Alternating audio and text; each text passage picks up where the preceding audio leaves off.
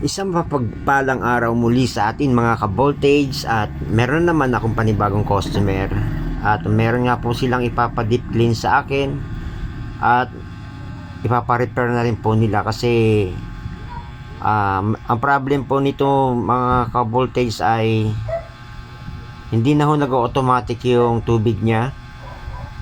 Pagka mag-start na po sila maglaba, pag nilagyan nila ng damit, sabon, pag in-start na niya ay tuloy-tuloy lang ho yung tubig hanggang mapuno na po siya, hanggang umapaw na po yung tubig, hindi pa rin siya nag-automatic, hindi nag-i-stop yung tubig niya, tuloy-tuloy lang. So yung bago ko nga po ito ini-repair muna, sinabi ni customer na ipalinis na rin daw nila kasi iba na rin ang amoy daw, at saka yung mga ibang dumi pag naglalabas sila, pagkuha nila ng damit nila may mga nakadikit na dumi na. So gusto na rin nilang ipa-deep clean. So ayan na nga po, binaklas ko na siya, kinalas-kalas ko na ho siya para malinis ko na po yung pinaka-tab niya. So mga ka-voltage, kung meron po kayong ganitong issue ng automatic washing nyo, na pag maglalaba kayo ayaw huminto din or tuloy-tuloy lang ang tubig niya, may problem na po ang niyan, ang water level sensor niya. So pwede, kailangan niya pong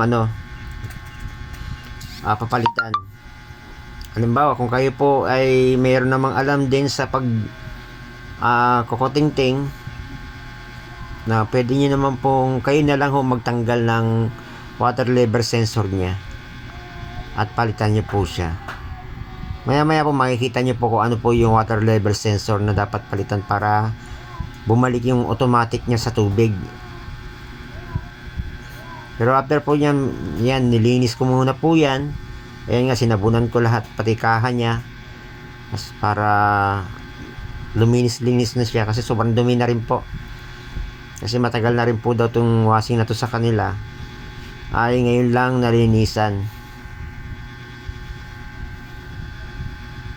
Nag-home service din po ako sa ganitong mga washing machine around po ng Montalban, Rizal, Burgos o Rodriguez, Rizal. Paki-PM nyo lang po ako kung halimbawa malapit lang po kayo sa lugar ko. Taga Montalban, Rodriguez, Rizal lang po ako. Pwede po nyo akong i-PM pagka may gawa kayo o may check po kayo ng mga washing na may diferensya or ipapa-deep clean nyo. Mag-PM lang po kayo dito sa account ko. So yan nga po, nilinis ko na, sinabunan ko na po siya, at maya-maya i-assemble ko na po yan.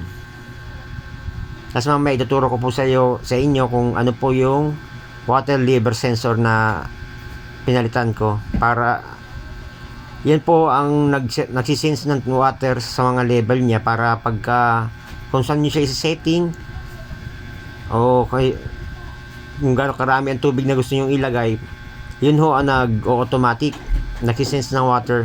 Yan po yung water level sensor na sinasabi ko.